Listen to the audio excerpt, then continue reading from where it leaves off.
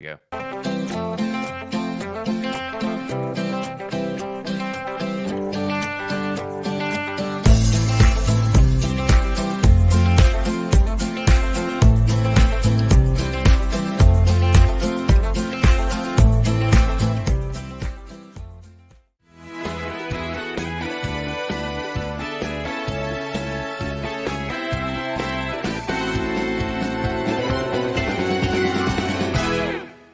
It's football and other F words. My name is Zach Lyons. Follow me on Twitter /X at FWordsPod. We got Stoney and Mike. The gang is all here. You can follow Mike at Mike Herndon NFL and out at paulkarski.com. He has an article talking about the 5 biggest camp battles as we head into training camp. We're just a little under 2 weeks away. And then we, of course, have Stoney at Stoney Keeley on Twitter. Bros Network, stackandinbox.com. What's Film Friday for stackandinbox.com this week? So I'm breaking down the Baltimore Ravens' dominant defensive performance against the Houston Texans in the divisional round of the playoffs. I have been combing over some Ravens 2023 tape to try and pick up on some tendencies, maybe what we can expect of Denard Wilson. So I pulled some clips from that particular game. We're going to go over it because I do think that it was a masterful performance by that Ravens defense. I watched it and thought, man, this is not the traditional brick wall defense you think of when you hear good defense. This is more like a Rubik's Cube. And they had CJ Stroud in a blender in that game. It was awesome. Well, hopefully the Tennessee Titans can bring forth some of that magic when they play CJ Stroud twice a week. Or twice the season. Twice a week would be a lot. A week would be a lot. That'd be too much CJ Stroud for everyone. Bluegrass Beverages, our sponsor, Hendersonville, Tennessee. Head out to Bluegrass Beverages. They've been around for over 50 years. Get you some liquor, get you some alcohol, some beer, some tequila, whatever floats your boat. They have it over at Bluegrass Beverages. They also have your hangover cures, your water, your salty snacks, your sweet snacks. They got everything over at Bluegrass Beverages in Hendersonville, Tennessee. And boys, we're just going to jump right in. We're talking about the defensive line today. And I think I'm most excited about training camp because I'm tired. And it won't stop, but I'm just so fucking tired of hearing about T'Vondre Sweat and his past and his history and people rehashing stuff that we already knew in April. So I'm just, I am just tired of the T'Vondre Sweat. Like, can we at least let the guy see the field? I mean, why does it have to be some sweeping, proclamation about every rookie and specifically about T'Vondre Sweat? Because if you make such a proclamation and you turn out wrong, you're going to look really fucking stupid. And I have a feeling that people are going to look really fucking stupid. And, I'm over it. I am over. I've been off Twitter for a while. I've just kind of been like lurking in the shadows of group chats and checking that. I haven't really been messing with it during this break. And I couldn't imagine what other filth and trash takes and articles have been written that are just really meaningless and pointless about T'Vondre Sweat. So, I mean, they all got rehashed because Dane Brugler went on and repeated what he's already repeated multiple times. And everybody's acting like it's some new revelation or some kind of confirmation. It was in the Beast. It was discussed ad nauseum pre-draft. I don't know why anyone's acting like what he said was new information. Same stuff we've been talking about. So when you put this topic on the list for today, Zach, I've been kind of offline as well the last week or so too. So I'm like, oh, there must be some new information about T'Vondre Sweat. And then I looked it up and I actually jotted down. I was going to ask you, is this all because Dane Brugler went on Buck's show and said stuff we've known for months? So now it's buying aggregators a week's worth of content. Is that why we're talking about exactly? Confirm. Okay. Uncreative people that already have a bias and they need it constantly confirmed and affirmed because they have, I guess maybe, I don't know. Is it big egos that need to be constantly stroked or something? I don't get it.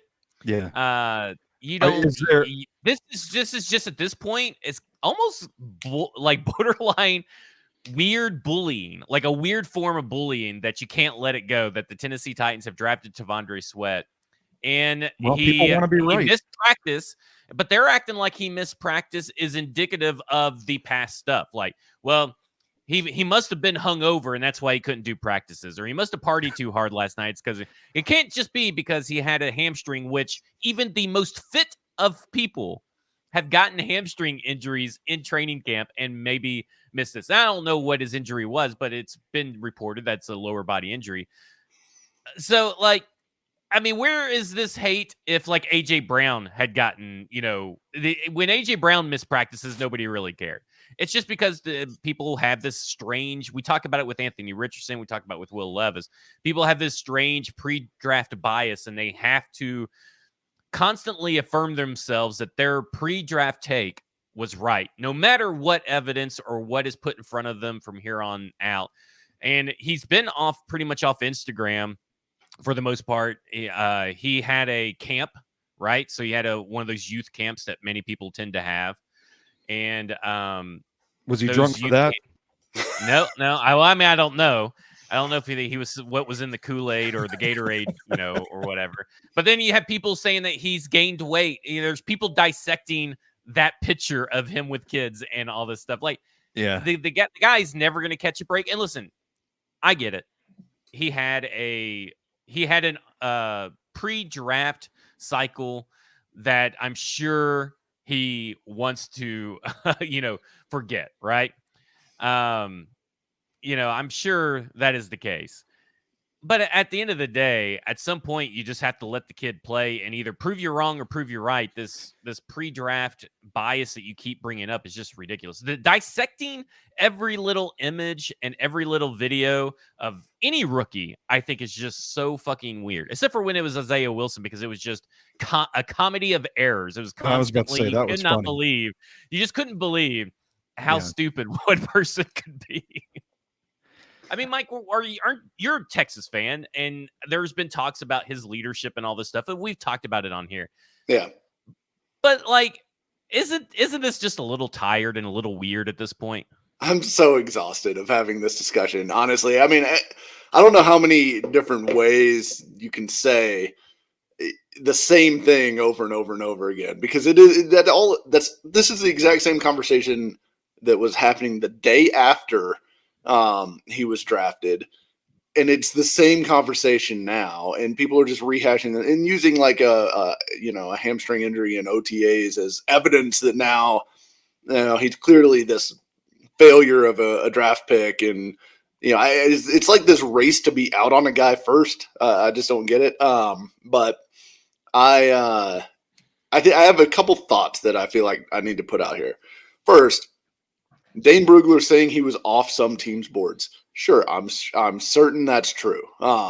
Some teams will have different, tolerances, different levels of what they will accept and what they won't. Some teams may have just been more comfortable with them than other teams. Guess what? Jeffrey Simmons was a guy who was reportedly, not on everyone's board because of his history and his past, and the fact that he was coming off of a torn ACL that had just happened right before the draft, right? So let's not act like the fact that they were off of some team's board means that they're a failure as a player already. Like that is not the be all end all. And it also doesn't mean that they weren't going to be picked, 38th if some team had traded up, or 39th or 40th or whoever, like the Bengals wouldn't have taken him. That does not mean that the Bengals would not have taken him. Unless you can tell me that the Bengals did not have him on their draft board, then you can't tell me anything about whether or not the Bengals would have selected him at 40 or wherever they picked, because they picked back-to-back defensive linemen like right after that, right?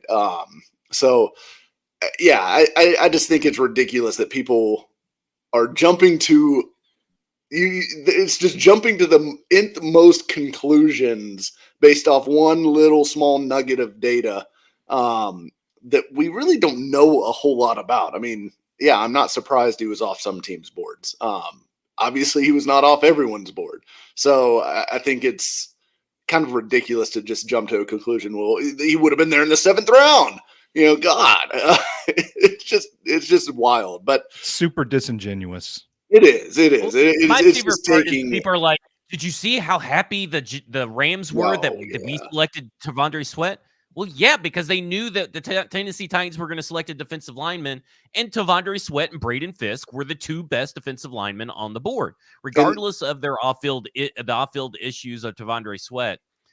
They wanted Fisk. They were happy that they were going to get their guy, and just because they wanted Fisk does not mean that Fisk is automatically a better player than Sweat.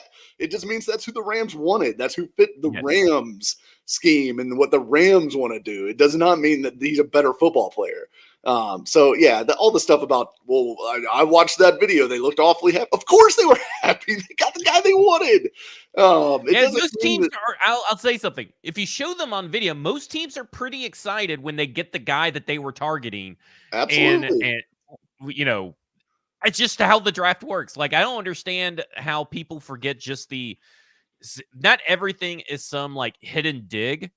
There are just genuinely like, they were super excited because they wanted Braden Fisk and they were afraid that that's who the Titans were going to take. And it's not a dig at T'Vondre Sweat.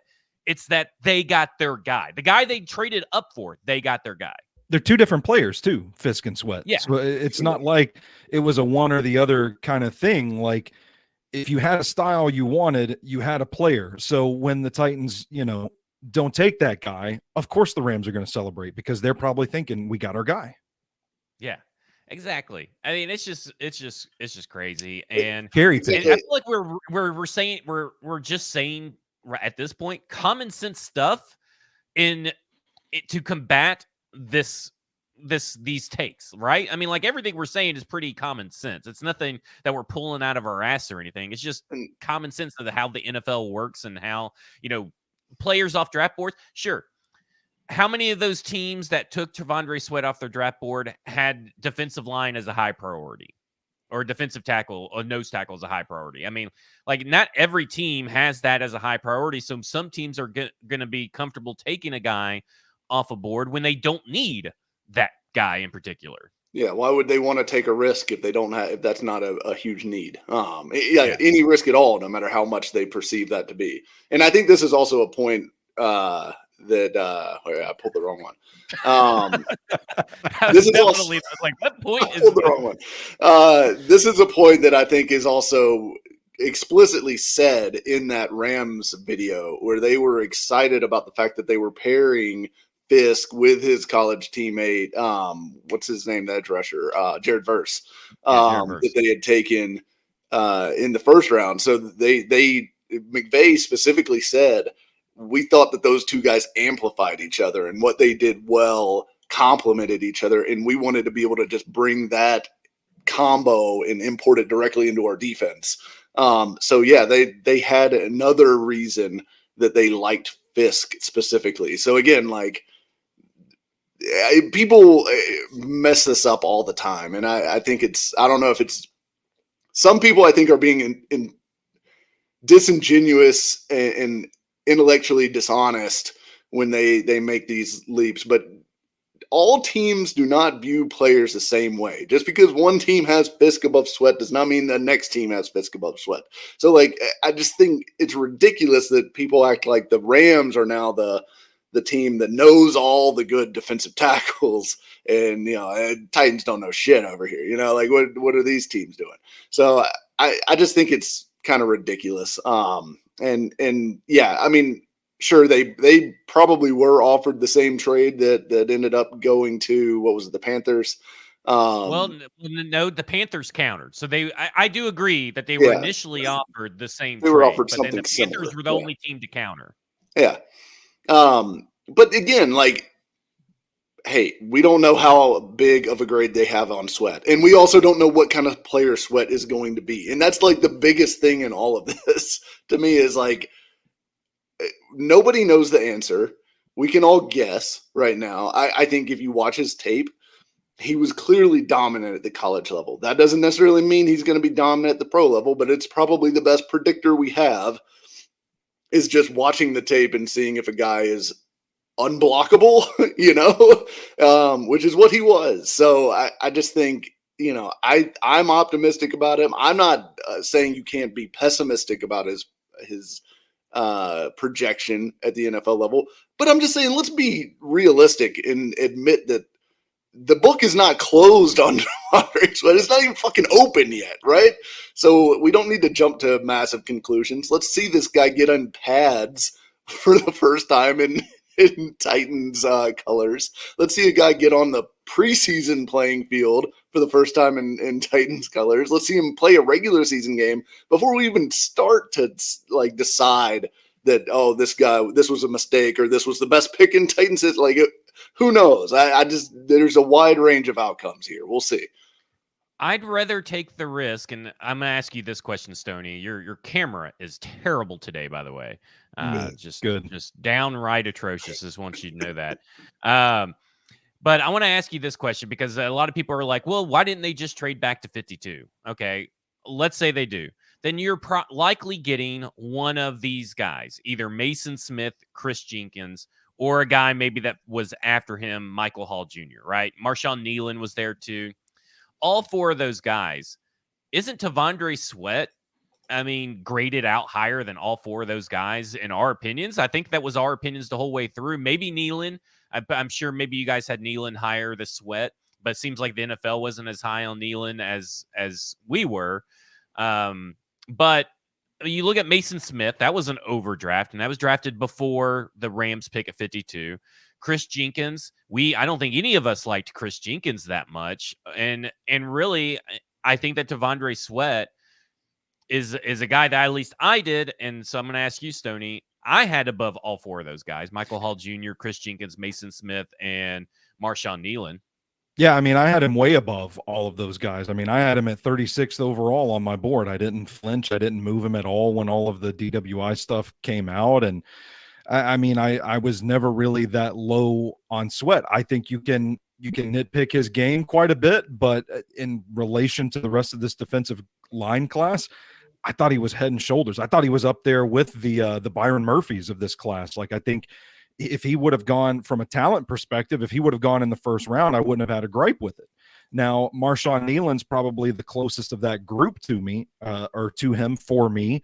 But even then, like I'm still taking Sweat, man. I just think the potential of what he can do for a defensive line, if he and Simmons stay healthy, and I would throw Sebastian Joseph Day in there too. If those guys stay healthy, this defensive line is going to be a problem. And it is in large part because of the complementary piece they added in Devondre Sweat next to Jeffrey Simmons.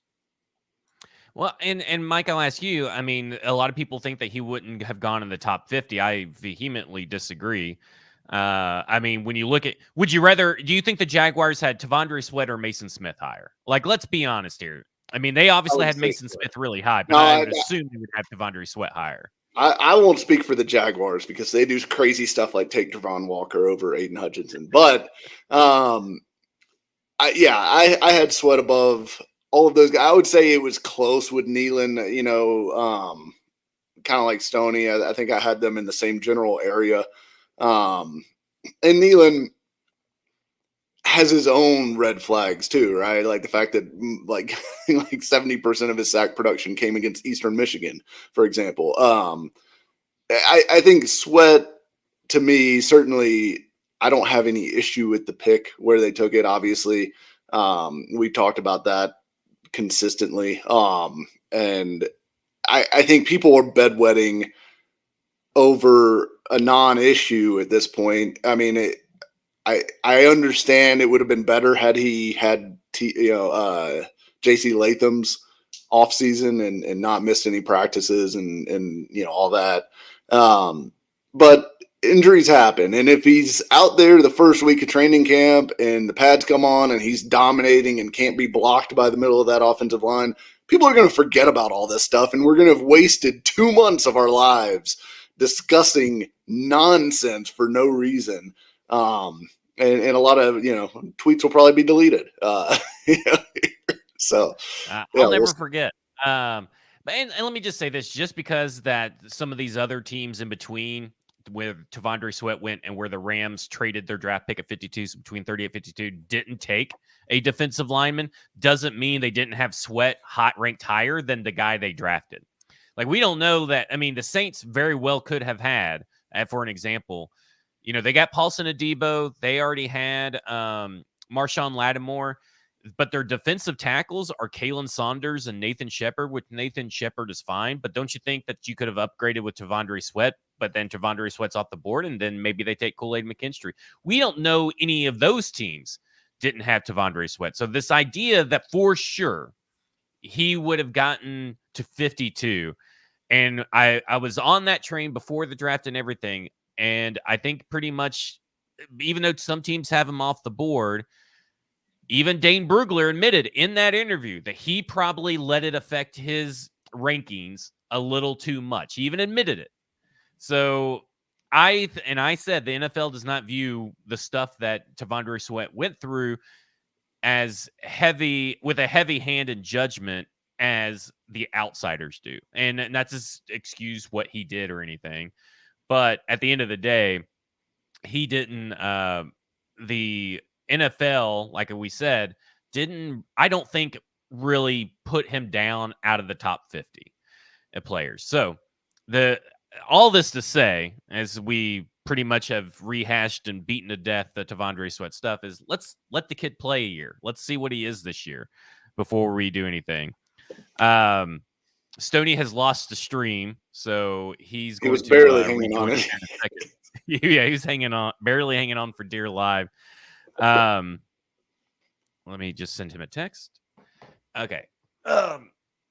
So let's get into the rest of the defensive line, because this week ESPN has been polling execs, coaches, etc., anonymously, and having them ranking players. Jeffrey Simmons came in at 4th on the list, 4th best DT, behind Quinnen Williams. And these aren't in, it was Chris Jones, then Quinnen Williams and Dexter Lawrence, or Dexter Lawrence, Quinnen Williams were flipped. I don't. Yeah, Quinnen Williams, then Dexter. Yeah.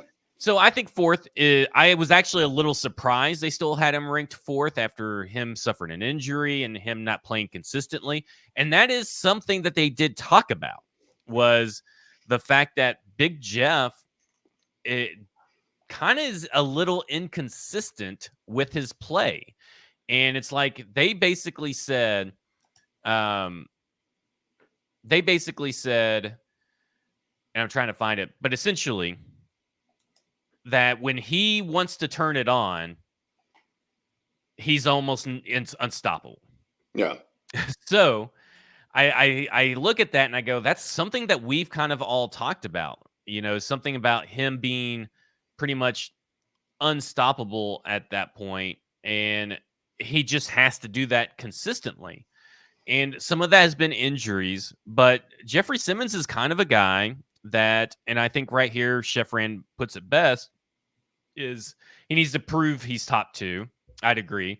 I don't have no problem with his rankings, no but he needs to be, with Aaron Donald gone, he needs to prove and be a dominant force that can maybe contend to be in one of those top 2 spots, contend with the Dexter Lawrence, Quinnen Williams. Because I do think it's like Chris Jones, then it's a tier of Dexter Lawrence, Quinnen Williams, then it's another tier down and there's kind of a couple other people. He needs to start jumping some tiers. I think Simmons is right in there with the Quinnen Williams, Dexter Lawrence tier. I think he's in that mix. Now he needs to be healthier more consistently than he has been the last couple of years, because I do think like the ankle issues that seem almost chronic at this point for him, which is concerning. Those when he's playing with an ankle injury, he's clearly not nearly as effective. Like, it's pretty obvious when he's 100% versus when he's not. And I don't think it's like a motor running hot and cold kind of thing. I think it's mostly just how he's dealing with, like, how healthy his lower body is. And when he's healthy, he's extremely good. And I think he is in that tier. But when he's not healthy, you know, he's definitely a tier down at that point. But I kind of view it as like, hey, if you wanted to put Dexter Lawrence, Jeff Simmons, and Quinnen Williams in any order, I'm not going to fight you in any of those guys being number 2, 3, or 4. Like, I have no issue with any of that. I don't think I'd put him up as high as Dexter Lawrence, personally. Now, I know Dexter Lawrence is ranked 3, but that's just my I was kind of surprised Quinnen Williams was 2. But I think there needs to be he needs to start getting some more stats, start stacking some more stats. I mean, he's 7th since coming into the league the past 3 years. He ranks 7th amongst defensive tackles with 21.5 sacks. So, you want to see that number go up. But I look at it and I go, this right here, this line from a head scout with an NFL team really hit home for me. When he's focused and sets out to make a lot of plays, he's pretty much unblockable. And I think that there is this PK kind of talked a little bit about his leadership style, Jeffrey Simmons' leadership style. He's more reserved and stuff. And I do wonder if like this reserved mindset leads to these inconsistent performances week in and week out where he's not taking over these games. Because when he's focused and sets out to make the plays, this guy's right. He's pretty much unstoppable. And so I will say this, and the guy, because he follows it up, he's like, I think we'll have a big year similar to Justin Madubuike in this Baltimore scheme. And we're going to talk about this defensive line. But like Justin Madubuike had a lot of help. There's a lot of good players in the defense for the Ravens that can help Justin Madubuike, be freed up and all this kind of stuff. So I kind of look at it and I'm like, I hope that he has a Justin Madubuike type year because that helps. That helps with this consistency issue. That helps with him performing up to the level of his contract. So because we're going to talk about next week, when we talk about the edge class, how overpaid Harold Landry is, and how your article is just fluff about Harold Landry, and like I'll pause for a second. Is Harold Landry like being in shooting distance of breaking the all-time sack record? Whatever.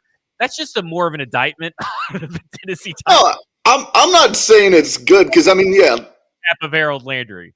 I mean, look, there are teams with guys that have hundreds of like over 100 sacks, right? There's a bunch of teams that have that, so it is partially a low bar. But we're still talking about a guy in like Javon Kearse, who was a successful NFL pass rusher. And I'm not saying that Landry is better than Kearse or anything like that, but I think his productiveness has been underrated criminally by one, this fan base, and then two, nationally. I think he is more productive and better than what he gets credit for from this fan base. And it sounds like you're one of them. You're one of the chief Landry deniers. Because, hey, listen, the stats don't lie, right? He's got some good sacks, but really, he's a cleanup artist. It's like he doesn't affect the play. He's not an elite pass rusher, but he did have the best win rate of his career down the stretch last year. So I think there's some hope that maybe we're seeing the best version of him in 2024. We'll see. We'll talk about this next week. But all right. But a guy who we need to see the best from is Jeffrey Simmons, because you look at this defensive line.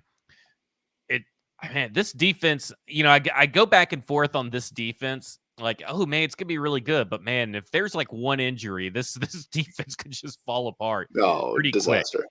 Because the depth at defensive line is just as bad as the depth at linebacker, is just as bad as the depth at safety, and it's just as bad as the depth at edge. Yeah, all those positions have horrible depth, just terrible depth. Now, maybe that's projection, right? Maybe some of these players elevate their game because of the coaching staff. We don't know how much the coaching staff can elevate. I mean, I think there are some safe bets, but sometimes people tend to surprise you, when new coaches and new staffs come in. My only problem with that is that almost all the guys that are depth at all of these positions are first or second year UDFAs. Like, these are not guys with any sort of pedigree. And I mean, maybe one or two of them maybe is like a hidden gem that could turn into a like mediocre starter one day. But the odds of any of those guys turning out to be plus players is like almost zero. And you've got them literally right below the starters at every single position on this defense. It's terrifying to look at. Big Jeff has missed some games. He's been injured. We know T'Vondre Sweat, there is a risk. He's already injured right now. There is a risk that maybe he misses games. Sebastian Joseph Day is maybe a guy that can be what he was because now he's paired with someone.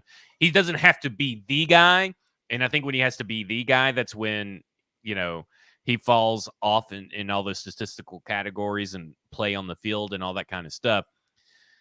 But like if Big Jeff misses time, you have the corners, right, to maybe alleviate some of the pressure.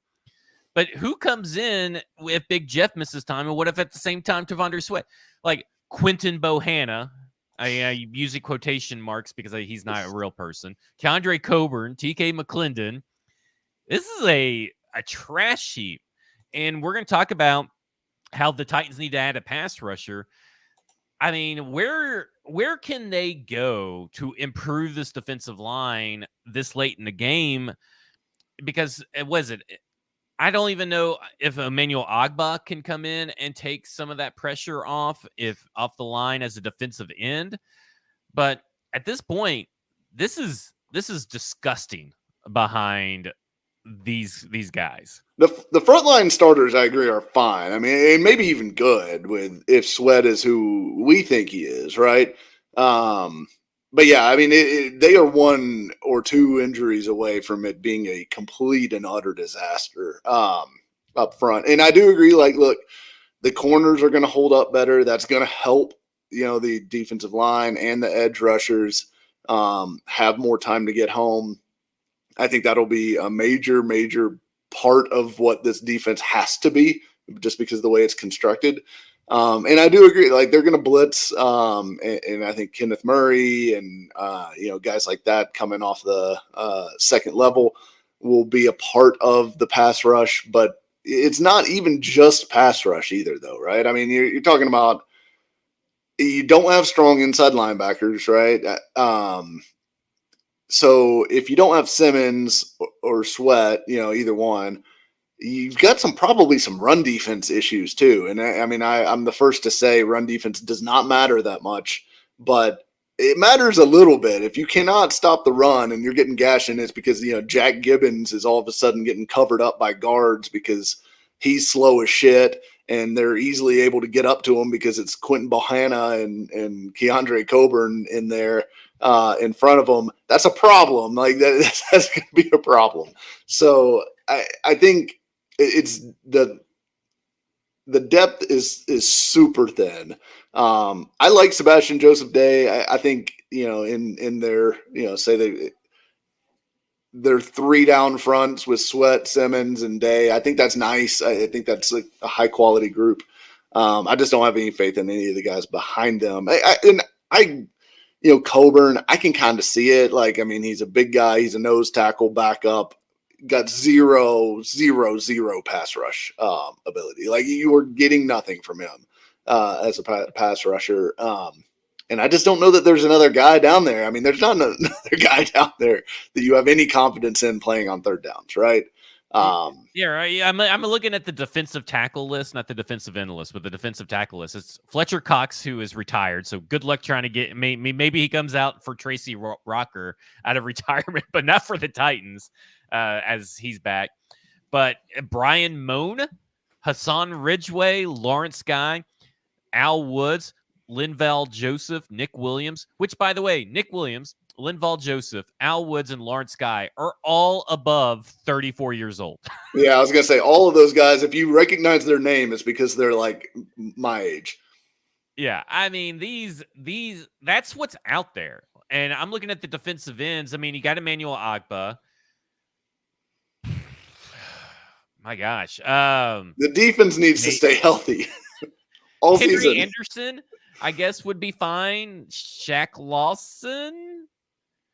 I mean, it's bad out there, and it's just not a good group. And Stoney, we were talking about, if Tavondre Sweat or Jeffrey Simmons goes down with injury, like, even heaven forbid if they go down at the same time, but can they get away with what they got at least for a game or two until one of these guys comes back? But I feel like they've lost themselves.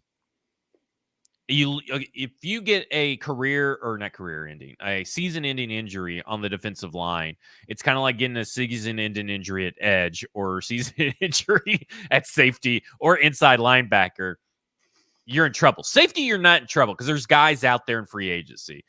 Edge, you got a few guys that maybe could come in, but you need to go ahead and get them now. I feel like you need to get Carl Lawson. I'll keep doing that, beating that drum. Go sign Carl Lawson.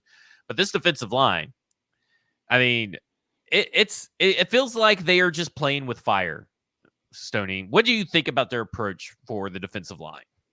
I think they're going to be completely fucked if either of these guys go down for an extended amount of time with an injury. I think the depth here is shoddy at best. I like Sebastian Joseph Day as a sort of tertiary piece on this defensive line. I mean, he got kind of pushed around in the run game. He does appear to have a lighter frame. I don't know how much he weighs off the top of my head. And watching some of his Chargers tape from last year, like, they just lined him up over the right guard, went one-on-one. He got pushed back quite a bit. I do think he's twitchy. I think he's pretty explosive, active with his hands, good first step. And I look at that and I think maybe they could kind of kick him out to the edge and maybe use him similarly to how they used Danico Autry before. And if that's the case, you got T'Vondre Sweat in the middle and Simmons and Sebastian Joseph Day on both sides of him, flanked. I think you got a pretty good defensive front there. If any of those guys go down and you're asking, I would say probably Keandre Coburn as the fourth guy to step up. It's a massive step down in quality. And in this day and age, man, like I said earlier, I've been kind of studying the Ravens defense a little bit for Friday's piece on Stacking the Inbox. There were times I had to pause the tape and be like, okay, wait a second. Who's 99? Who's 51? They're just subbing in guys left and right. You need a deep defensive line rotation to hang in the modern NFL. And you're looking at like Quentin Bohanna, who I think, Zach, you've said you don't even know if he's real. I can't verify. I am telling you right now that is not a real person. Yeah. And then Marlon Davidson. That's a witness protection identity. Like that is a fake identity. Yeah, Marlon Davidson's not going to do anything for you. I watched a little bit of his tape prepping for today's show, and it's just like stands up, gets washed out of the play. Like it's a big body you could put out there, and maybe if guys don't move him, you might have something there. Justin Mello's Garrett Warlow, whatever his last name is, defensive line player. He talked about Marlon Davidson at the beginning of the year. And good for him. But I gotta bring up that Garrett Warlow piece that he put out on, I don't know if it's Music City Miracles, Titan Sized, or Broadway Sports, one of the 3 sites that he writes for. But he's like, don't sleep on him. He can flat out ball. Garrett Warlow? That's who you're talking about? He can flat out ball? Like, give me a fucking break. He was a player in college. Now I've not seen him do anything in the NFL, but he was a player in college. He can flat out ball though. I watched that Seahawks football, game. Maybe it's something else. I watched that Seahawks game from last year, and it was when like everybody was hurt. It's late in the season. It's a non-conference game, so nobody gave a shit. It was just both teams lining up and running the ball and maybe throwing a pass once every 8 snaps or something like that. Awful game to watch. They had all of these guys in there. TK McClendon at defensive end. A few times that like he flashed, but I'm just thinking like I stopped watching the game. I'm like, I can't evaluate anybody from this game. This is just hot garbage. There's one guy, and I still don't know how to pronounce his last name, but I like Isaiah Iton a little bit out of Rutgers. Now, I think the guy is built like Thanos. He looks like a supervillain. Pretty good run defender at Rutgers. I don't know what the coaches were asking him to do because I didn't see like any pass rush moves at all. So the optimist view is that maybe he is a sort of lump of clay type of player, but now I'm sitting here talking myself into undrafted free agents again, like, oh, maybe this guy can turn into something, and it just rarely works out. I think they're in a really bad spot at defensive line if Simmons, if Sweat, or if Joseph Day goes down to injury. And I don't like the prospects of Joseph Day being the number 1 in this defense either. I think he's probably best served where he can play as a sort of sidekick to Simmons and Sweat. You know, Tracy Rocker's been around the block in the NFL. He's been a Tennessee Titans coach before. And he's been here's where I'm at. I think Tracy Rocker is a downgrade from Coach T last year. And while I think there are other upgrades across this defensive staff, particularly the defensive coordinator, I do think this is a downgrade. And I really wish they could have figured out how to keep Coach T. I mean, he the only shirts he owned are Titan shirts because he wore the same thing at the Senior Bowl every damn day. So he was really invested in the Tennessee Titans. So I really wish they would have kept Coach T, because then I feel a little bit better if there is an injury that maybe for a game or two you can get by because Coach T is coaching that defensive line group. With Tracy Rocker, I know a lot of people like Tracy Rocker, and I know the Eagles' defensive line was good, as Chef Rand points out, but also the defensive line for the Eagles was super fucking deep and filled with A-plus players. Like, to me, that's where the number 9 overall pick off the bench. That is not the situation here for Tracy this year. I mean, what Tracy has had to work with is an elite talent of defense, all the way through for many years. I mean, even Milton Williams has turned into something. Jordan Davis, Jalen Carter, were guys that they had. They also obviously mentioned Fletcher Cox. They had Marlon Tuipulotu at different points. Like, they had all of these guys that he was able to coach. And he's kind of at some point there. Yeah. Right. Like, I have a hard time thinking that the Eagles' Tracy Rocker in year 20 of coaching, right? This is he's been in the NFL, and I'm pulling it up right now. He's been in the NFL 2011 to 2013 with Tennessee Titans, so there's 3 seasons. Then he came back for the Titans again for 2017, 2018, 2019. So there's 3 more seasons. No, that's University of Tennessee. Yeah. Sorry. And then he's with the Eagles. But when you really look at it, none of his stops have been that impressive until he got to the Eagles, and that's when he had really great talent. Does not mean that he can't coach, but we have seen in the NFL that what he has been able to do has been less than impressive outside of his stint with the Eagles. So Chef Ren says, well, Denard had good players too, just to play advocate. I will say this about Denard Wilson. There's a lot of information out there about Denard Wilson where he has turned players.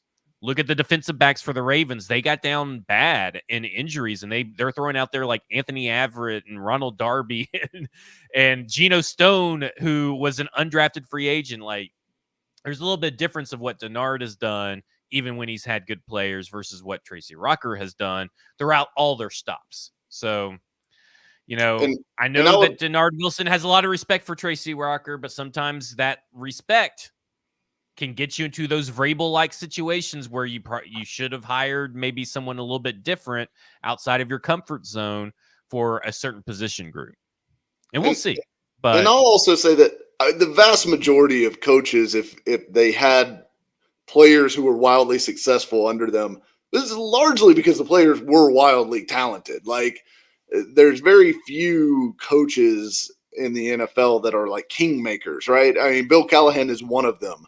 But it's like maybe 10 total, like across all position groups, that are like, hey, this guy will turn you into a real player, like, and really make a difference in your career. Otherwise, it's mostly like trying to like incrementally improve guys, but they have to have the talent, right? Like, and even with Callahan, he can take me and turn me into a Pro Bowl offensive lineman in 2 years, right? Like, there's got to be a level of talent there. And then if the player is willing to take the teaching, then he can get more out of you. But I just don't know that, like, I mean, looking for Tracy Rocker to turn TK McClendon into, Aaron Donald or something like that, that's not happening.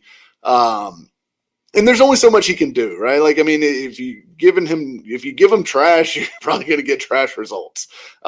So, he's got some talent on the top line, but if, like we've been talking about, if anybody goes down, it's trouble. Although I do want to talk about specifically Sweat and his combination with Simmons and whether there's like an amplification there, because I think you can make an argument that what Sweat is pretty close to what Denard Wilson was experiencing with Michael Pierce with the Ravens. Obviously, Denard Wilson was not running that defense. He was just, a part of it. But Michael Pierce, very much in the T'Vondre Sweat mold of player.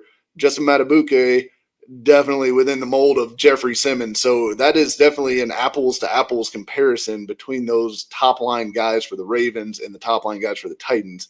Now, if they can both stay healthy and you get Sweat anything close to what he was like at Texas, I think you're cooking, right? As long as they stay healthy. And they hopefully don't need to come off the field that much, or at least you're smart about targeting where those guys get their breaks, because I think it's going to be ugly. I think you're going to notice it a lot. It's going to be obvious when those guys are not in the game versus when they are, right? I think it's when you go with the hockey line change and you got, Quentin Bohanna and TK McClendon running out there, you're not even going to need to look at the numbers on the field. You're just going to see the line of scrimmage go from moving this way to moving that way, right? Like, I don't think it's going to be very difficult to realize when those guys are not in the game. Well, Stoney, let me ask you, looking at Sweat, looking at, my gosh, I'm blanking right now because I got something pulled up for later, but looking at Jeffrey Simmons, where do you go with, if they were to come off, or how many snaps can they play? How many snaps will they get to play together, and what can you do in those snaps? But what is the run defense going to look like, you think, with a Jarrell? Oh God, that's why I have it up, Jarrell Casey. But Jeffrey, because to give Tracy Rocker some props, he was Jarrell Casey's coach the first 3 years that Jarrell Casey was in the league. And so I do need to say that if we're talking about a guy that can maybe develop someone, that would be a good example. It's a feather in the cap for him. Tracy Rocker is Jarrell Casey. Definitely. And he was there when Klug was there as well, right? Yeah, but Klug was a nobody. I know you love Klug because he's white, but he was a nobody. Because he's good. Don't you take swipes at Carl Klug on this podcast? Disgusting. But behavior. I mean, what I think we all think that the pass rush will be better with both those guys on the field, but a lot of people are calling him, have called T'Vondre Sweat a run-stuffing nose tackle, and he wasn't really not really is that what he is, but what does the run defense look like? Because you're talking about a defense that was still a run defense that was still top 8 in yards per carry allowed on the ground. So obviously run defense doesn't matter too much, but you have running quarterbacks in this division. You're going to be facing some running quarterbacks. You're going to be facing some really good running backs almost, every time you play a game. So where are you at on what this run defense could look like with T'Vondre Sweat and Jeffrey Simmons next to each other? Yeah, I think at its ceiling, at its peak, the full vision of this project, I think you've got a two-man clog in the middle, and both of these guys tend to eat up double teams. So eventually it is going to become a numbers game for opposing offensive coordinators to consider. If you've got to dedicate 2 guys to Sweat, 2 guys to Simmons, then it frees up the pass rushers, the linebackers. We talk a lot of shit about the linebackers that the Titans have, and rightfully so, but I think you can say the one thing that they excel at, a guy like Jack Gibbons, sound, gap discipline, and Kenneth Murray being the heat-seeking missile, those sorts of things. When they have a target locked on, then they can make the tackle. And I think it helps those players when you have offensive lines giving so much attention to Simmons and Sweat, because they are unblockable at times, right? Or at least, we're walking through the full extent of this vision right here. If those guys are unblockable, you got to dedicate extra resources to it, and then it frees up the guys around them to get in there and make plays. And I think in the run game specifically, if you can stop guys even when you're at a numbers disadvantage, then you're really cooking on run defense. And I think with the linebackers, the pass rushers that they have, you're not looking at the edge guys having to beat the tackles to, get to the quarterback. If they can just set the edge, let the interior do their thing, and have the linebackers plug the gaps, you've got a brick wall that, the best running offenses are going to have trouble running through. Yeah, the chat is all mad at me for my Carl Klug slander. It's a terrible take. It's a terrible calling take. it insane and everything. I mean, the guy played in the NFL. Was that 7 years and has as many sacks as Jeffrey Simmons has right now. So yeah, he's fantastic. Yeah, he was a fifth round pick. There is no better couple than Titans fans and mediocre white players. Like, I mean, they are just he had 7 sacks and as a you're rookie. average. They will fucking fall all over to talk about some Carl Klug. 7 sacks off the bench as a rookie. That's pretty damn probably good. the same For a crew fifth that round likes pick. Mason Kinsey. That could have been the only thing he did in his whole career. It still would have been pretty damn good. Carl Klug, you guys are insane. Okay, Mike, is the biggest storyline from T'Vondre Sweat on this defensive line? No, I mean, like, let's be honest. Yeah. I know we talked about how people are just bashing and bashing and bashing, but it's almost like you have to be on Sweat watch because you want to see him stay healthy. You want to see, and this goes for any rookie, you want to see him stay healthy. You want to see him contribute. Because, I mean, you want to see Cedric Gray contribute, right? You don't want to see Jack Gibby on the field. Maybe you guys do because, Mike, because you like, Carl Klug, and Jack Gibby is the Carl Klug of linebackers. So maybe you want to see some more Jack Gibby. But, I mean, you want to see Cedric Gray, contribute and everything. So obviously health is the thing, but we're going to be talking about Sweat all summer long, right? Not just sweating, but actual sweat. Yeah, 100%. Yeah, I mean, Sweat's definitely the story here because, I mean, look, he's the 38th overall pick. That's a high pick that comes with some expectations. And look, he was the, Outland Trophy winner last year for the best lineman on both sides of the ball in college football last year. So he comes in with some expectations. He's a, obviously large human who will clearly gain attention just looking at the field. And I just think, his potential impact on Simmons and the rest of this defense is potentially big. And if he plays well, it could make a big difference for what this defense can be.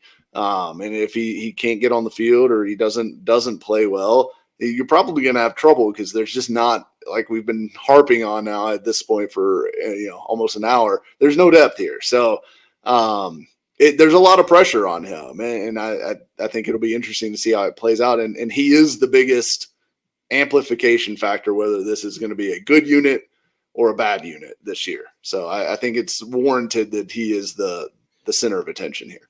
We know what we're getting out of Simmons, right? I mean, he's going to be good. Tony, what do you have to see from T'Vondre Sweat over the summer heading into the regular season to make you feel comfortable? Like, okay, well, this pick was warranted. And again, it's almost a 3-year thing with rookies for the most part. Like, sometimes it takes 3 years to reach your full potential. But like, what's going to make you feel a little bit more comfortable about this unit heading into the regular season? Is it him staying healthy? Because we know there are off days and rest days, and I'm sure he will be one of the guys to get a rest day or off day where he's not out there and everybody will overreact. But is it really staying healthy, or are you more focused on what he does in joint practices? Is it all of the above? I mean, what is it that you have to see out of this unit, specifically T'Vondre Sweat, over the summer to be like, okay, we're cooking with gas heading into 2024? So step by step.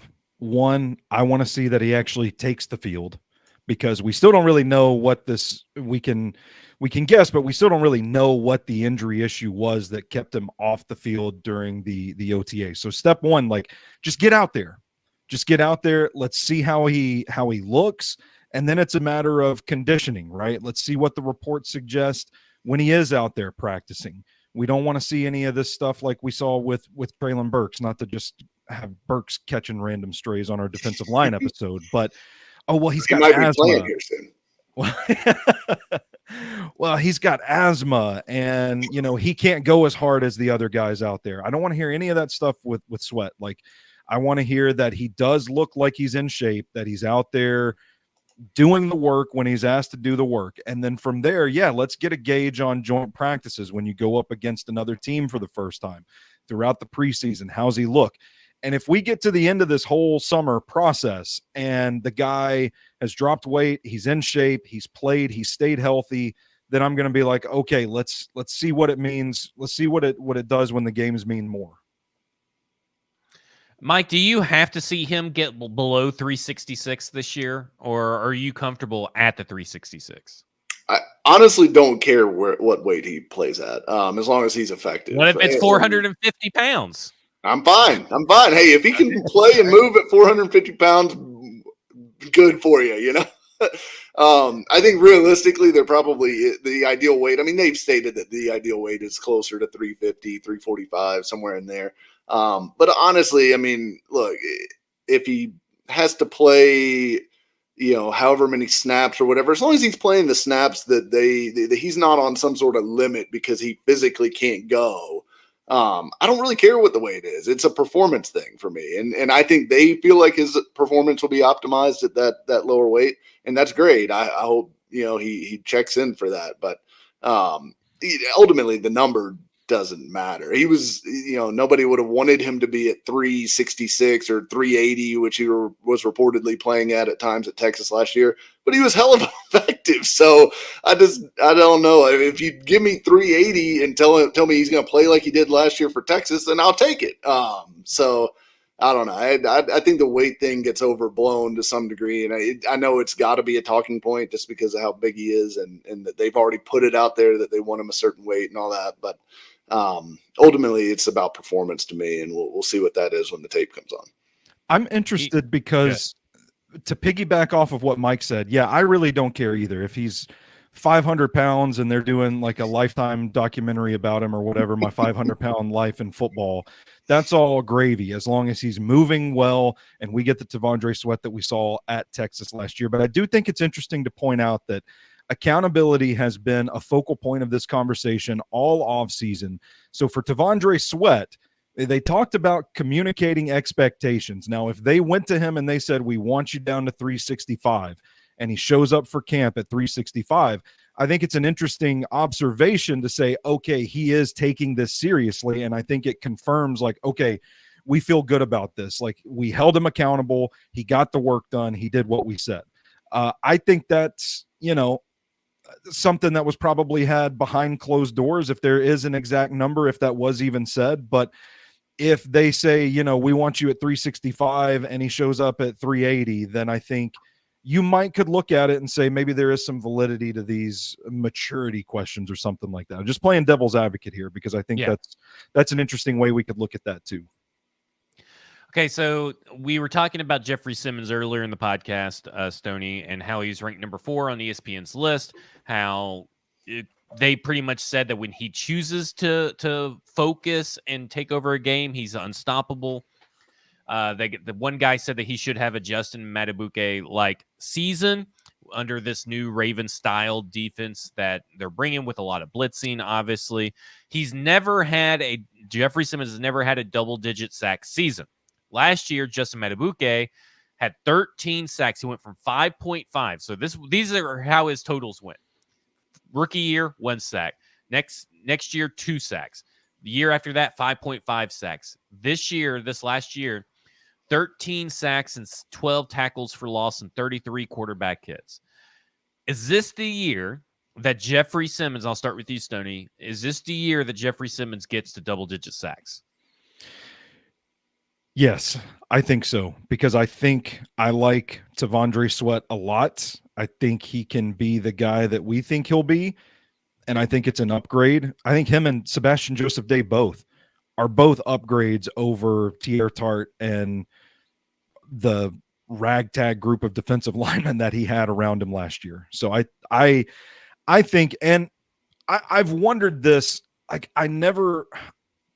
Jeffrey Simmons is the last person on the Titans defense that I want to be critical of.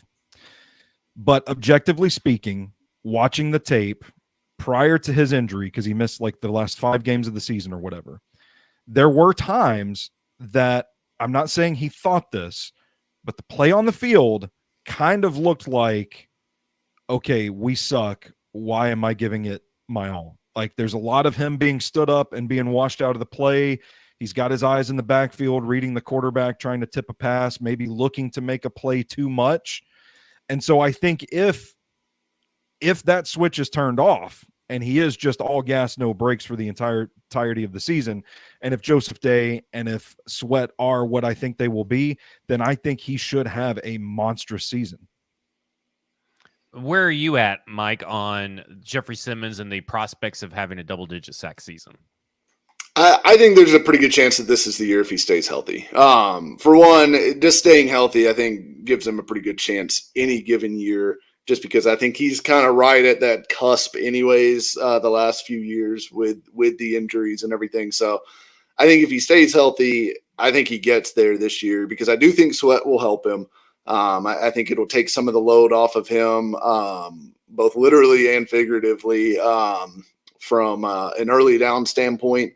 Allowing him to be more pass rush focused. And then also, I think a big factor that's going to benefit all these pass rushers is the cornerbacks. I think playing tighter coverage, making quarterbacks hold the ball a little bit longer with guys like Snead and Awuzie and McCreary, who all kind of specialize in disrupting timing of the offense. Those little moments, those split seconds, can be the difference between a pressure or a hit or a sack. So getting more of those little snippets of time from their secondary, I think will make a difference, and I think I think that alone could take Simmons from a 7 or 8 sack guy to a 10 or 12 sack guy.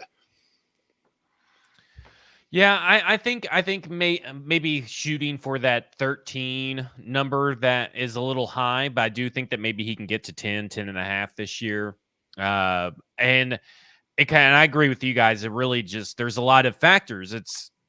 And that's kind of where I guess I struggle with kind of on the same wavelength as Stoney's, because I kind of got the sense of Simmons last year in that same situation. And it's like, okay, well, what if things don't go perfectly? But Jeffrey Simmons does stay healthy.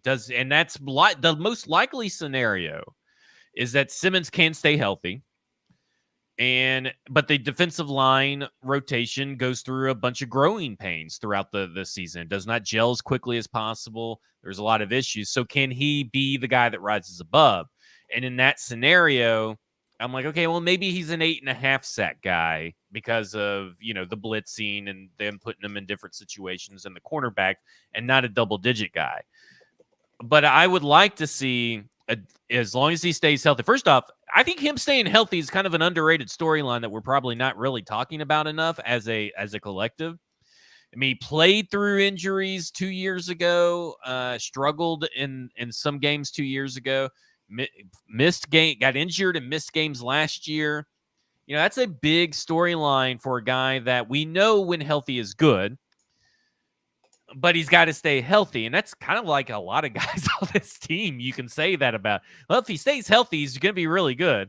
And that's kind of a scary makeup of a team, to have some of your best guys have injury concerns.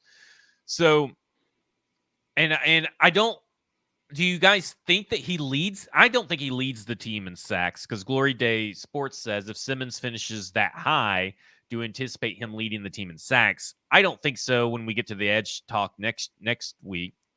But that would be sad if your defensive tackle, that probably should be getting double teamed almost every play, leads the team in sacks, right? I mean, it's not like he's Aaron Donald. You know what I'm saying? Like, that's a little bit different with Aaron Donald, but it's probably not that good, is it? Matabike led the Ravens in sacks last year, though, didn't he? Did he? Did he lead the Ravens? I'm pretty sure he did. Well, here's my question. Let's say Simmons leads the team with 12 sacks. Who else on this Titans defense is going to get 13 sacks? Yeah, Landry. I guess that's true. Landry. Yeah, doubtful. If you're relying on that. Well, he had 12 2 years ago. It just depends, I guess, how many plays have already been. I guess how many plays are over by the time that he gets to the quarterback. Since he doesn't affect any plays. Oh, sure. Yeah, 12th in the NFL in sacks per game in the last 3 years. Yeah, terrible. Yeah, the last 3 years. Terrible. Zero chance he's going to get one more than his career hilarious high. To me. So it's hilarious to me that one more than his career high with the best cornerback play of his whole career.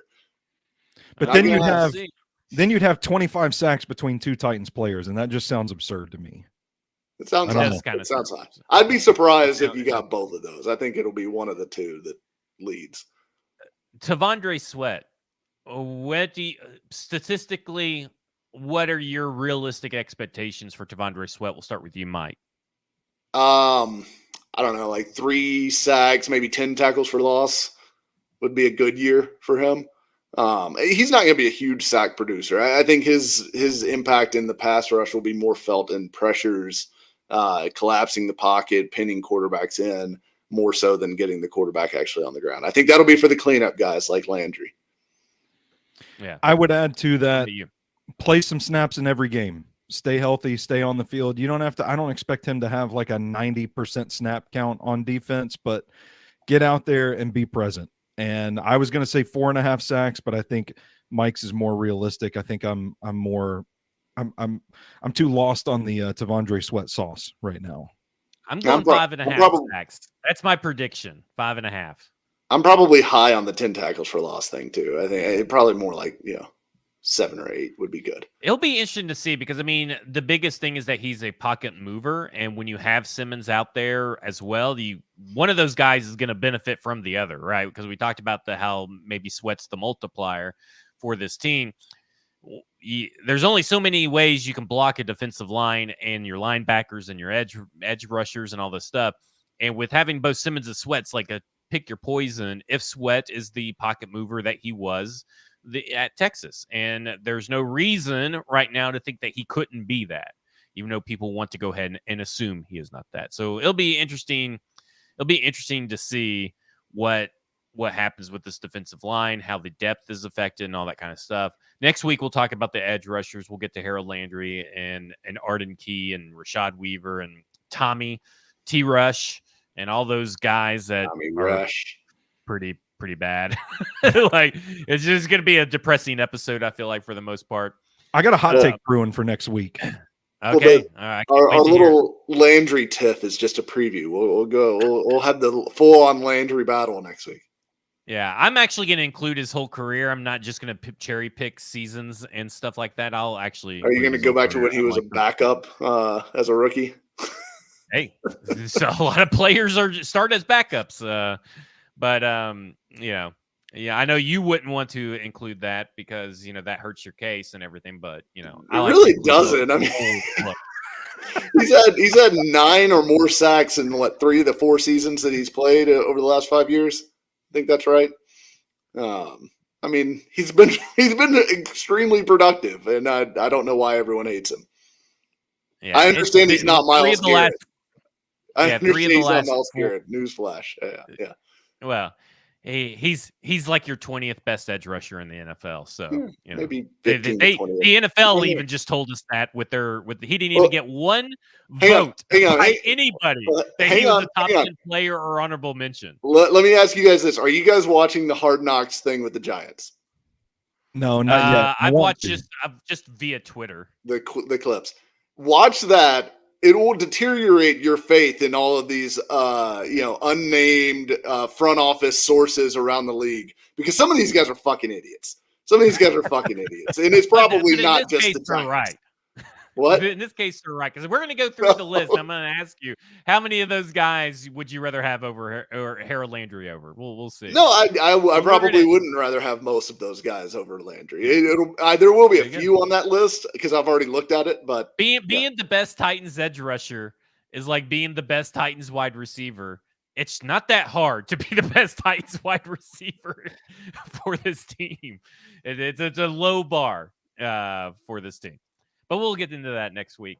Bluegrass Beverages are a sponsor. Stoney and Mike at Mike Herndon NFL, at Stoney Keeley on Twitter. I'm Zach at F-Words Pod. This has been Football and Other F-Words, and you have just been F'd.